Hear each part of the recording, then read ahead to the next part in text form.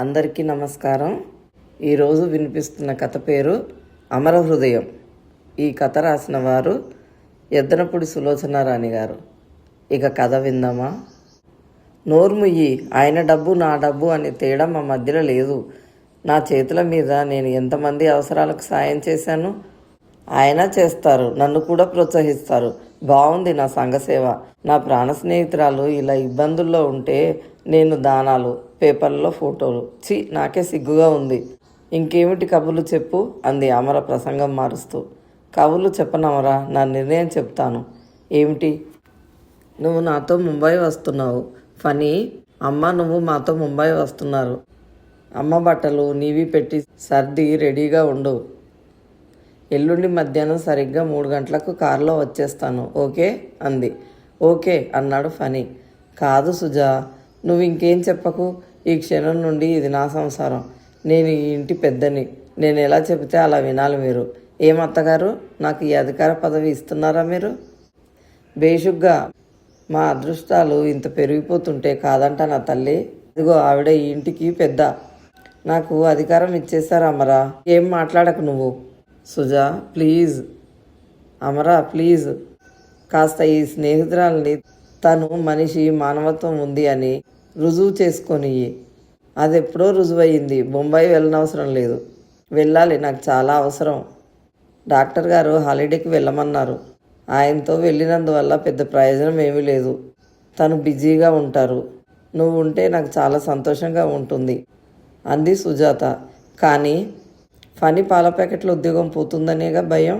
అవి ఇచ్చేందుకు నేను పిల్లాడిని ఏర్పాటు చేస్తాను. అబ్బా, చలిలో వానలో ఈ పసిపిల్లాడు తెల్లవారుజామున లేచి ఇల్లు తిరగటమా? సుజాత కళ్ళల్లో తడి కనిపించింది. ఫనీ జుట్టు పైకి తీస్తూ. ఫనీ, ఇంకో అమ్మని నేను వచ్చానుగా, నువ్వు ఇక కష్టపడిన అవసరం లేదు అంది. ఫనీకి ఆ క్షణంలో సుజాత సాక్షాత్తు దేవతలా కనిపించింది. అమర ఫనీ ముఖం చూసింది. ఈ ప్రయాణం కాదని మానిపించడం, తనకి ఒక విషమ పరీక్ష ఎదురుకాబోతుందని అర్థమైంది. సుజాత, రాజా వెళ్ళిపోయారు. ఫనీ, మనం ఊరు వెళ్ళటం లేదు అంది అమర. వెళ్ళటం లేదా? ఎందుకు? ఫనీ నీళ్లు కారుతున్నట్టుగా అడిగాడు. వెళ్ళటం లేదు అంతే, కసిన్నట్టుగా అంది. నువ్వు మానే, నేను వెళ్తాను. నోరు మూసుకో. ఎందుకు నన్ను నోరు మూసుకోమంటావు? నువ్వేమో ఎక్కడికి తీసుకువెళ్ళవు. ఎగ్జిబిషన్కి వెళ్దామంటే కూడా డబ్బులు లేవంటావు. మన బజార్లో నేను తప్ప అందరూ వెళ్ళి వచ్చారు. ఎప్పుడు తొట్టిలో నీళ్లు పోయి మరకు వెళ్ళిరా, ఇల్లు ఊడువు, అన్ని పనులు మాత్రం బాగా చెప్తావు అంటుండగానే ఫనీ కంఠం బొంగురుగా మారి నత్తి వచ్చేసి బిగిసినట్టు ఇక మాట రాలేదు. చప్పున కొడుకుని దగ్గరికి తీసుకోపోయింది. ఫనీ అందలేదు, ఏడుస్తున్నాడు. నాకు మమ్మీ అస్సలు ఇష్టం లేదు, ఈ ఇల్లే ఇష్టం లేదు. ఏడుస్తూనే ఫనీ వీధిలోకి పరిగెత్తాడు. అమర, ఎందుకే వాడిని అలా బాధ పెడతావు?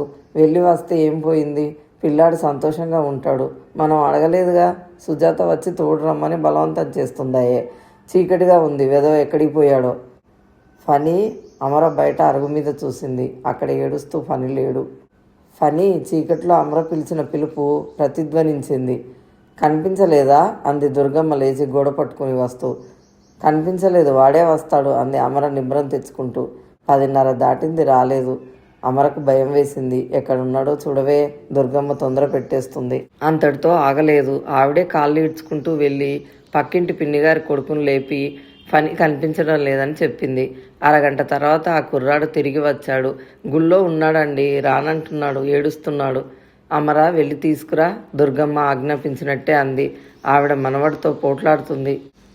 కానీ మళ్ళా 1 నిమిషం వాడికి ఏమైనా అయితే ఊరుకోలేదు. గుండె చెరువు అయినట్లుగా ఏడుస్తుంది. తన కొడుక్కి ప్రతిరూపం వాడు కష్టపడుతున్నాడని ఆవేదన ఉన్నా గతి లేదని ఊరుకుంటుంది. అమర ఆ కుర్రాడితో వెళ్ళింది. వీధులు చీకటిగా ఉన్నాయి. గుళ్ళో లైట్ లేదు. ఎదురు షాపు బోర్డుకి ఉన్న లైటు కొద్దిగా పడుతుంది. గుళ్ళో ఒంటరిగా చీకట్లో ఫనీ దేవుడి ఎదుట ఉన్న గచ్చనీల మీద బోర్లో పడుకొని ఏడుస్తున్నాడు. వాడి చేతులు సాష్టాంగ పడినట్టు దేవుడి వైపు జోడించి ఉన్నాయి. అమర గుండెలు అవిసిపోయినాయి. ఫనీ గవాలన వెళ్ళి దగ్గరికి తీసుకుంది. నాన్న ఎత్తి ముద్దు పెట్టేసుకుంది. ఏమిట్రా దిక్కులేని వాళ్ళ ఇలా? ఇంటికి వెళ్దాం రా అంది. నేను రాను, అస్సలు రాను, ఫనీ ఏడుస్తూ గట్టిగా అన్నాడు. ఏడుపులో వాడి ముఖం, కళ్ళు, ముక్కు వాచిపోయి ఉన్నాయి. అలాగేలే, బొంబాయి వెళ్దాంలే అంది. నిజంగానా? నిజంగానే. ఆ దేవుడి మీద ఒట్టు వేయి. అమర ఒట్టు వేసింది. ఫనీ లేచి తల్లి మెడను కౌగలించుకున్నాడు. అమ్మ, బొంబాయి వెళ్ళడం నాకు చాలా ఇష్టం అని చెప్పేశాడు. అమరకి సుజాతతో ముంబై ప్రయాణం మొదటి 2 రోజులు అనూహ్యమైన ఆనందానుభూతిగా జరిగిపోయింది.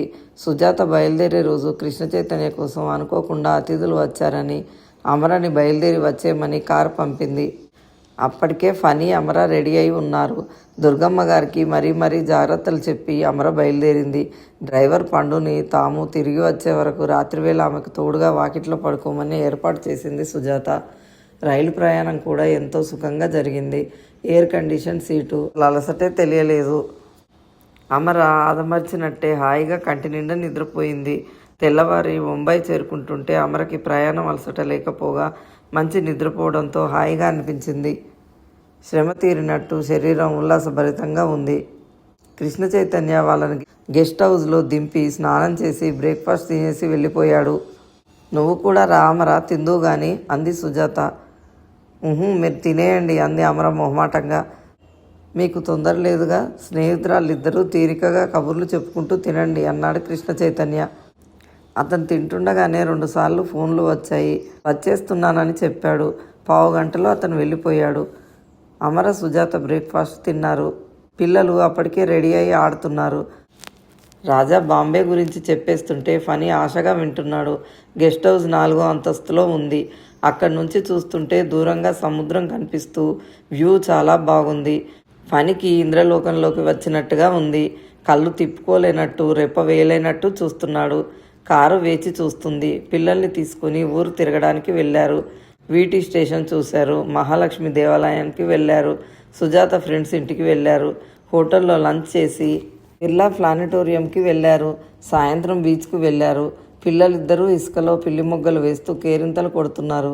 గెస్ట్ హౌస్కి తిరిగి వస్తుంటే సుజాత అమరే చేయి అందుకొని, అమరా, నీకు గుర్తుందా, మనం పెద్ద అయిన తర్వాత పక్కపక్క ఇళ్లలోనే కాపురాలు ఉండాలని, ఒకే కుటుంబంలా ఒకరికి ఒకరు తోడుగా ఉండాలని, దేశమంతా తిరిగి చూడాలని అనుకునేవాళ్ళం, గుర్తుంది అన్నట్టు అమర తల ఊపింది. ఆ హాస్టల్ మొండిగోడ ఎక్కి కూర్చొని వెన్నెట్లో కాళ్ళు ఊపుతూ ఇద్దరూ ఇలాగే చెయ్యి పట్టుకొని ఎన్నెన్ని ఆలోచనలు చేసేవాళ్ళో. చిత్రం ఏమిటంటే అమర చెప్పిన కలలన్నీ సుజాత నిజం చేసింది. నా జాతకం ఇంత వేరుగా ఉందని నేను అనుకోలేదు సుజా అంది అమర. ఇప్పుడు నీకేమైందమ్మా అంది సుజా. ఏం కాలేదు, ఆడపిల్లగా పడాల్సిన తిప్పలన్నీ పడుతున్నాను అంది అమర. అలా అనుకోవద్దమరా, నీకు రత్నం లాంటి బిడ్డ ఉన్నాడు. వాడే 1000 సంపదలు. వాడికి నువ్వంటే ప్రాణం. అంతకంటే ఇంకేం ఆనందం కావాలి? నిజమే, కానీ ఇప్పుడిప్పుడు వాడికి ఇంకో అమ్మ ప్రాణం అయిపోతుంది అంటూ ఇక్కడికి రావద్దంటే ఫనీ చేసిన హఠం చెప్పింది. సుజాత నవ్వేసింది. ముందు సీట్లో కూర్చున్న ఫనీ తల మీద చేయి వేసి ఇష్టంగా క్రాప్ చెరిపేసింది. ఫనీ, నువ్వు ఇలాగే గొడవ చేయి సుమా అంటూ ప్రోత్సహించింది. ఫనీ వెళ్తానని గొడవ చేస్తే చిరాకు పడిన అమర ఇలా స్నేహితురాలతో కలిసి తిరుగుతుంటే తనకి ఇంత ఆనందం కలుగుతుందని ఊహించలేదు. తనలో నైరాశ్యం, ఆవేదన, భయాందోళనల్ని ఈ ప్రయాణం చిత్రంగా రూపులేకుండా చేసింది. జీవితం అంటే ధైర్యంగా అనిపిస్తుంది. గెస్ట్ హౌస్కి తిరిగి వచ్చారు. పిల్లలిద్దరూ ఆకలి లేదంటూ మంచం ఎక్కేశారు. అమర విశాలమ్మ గారిని గురించి చెబుతుంటే సుజాత విరగబడి నవ్వుతుంది.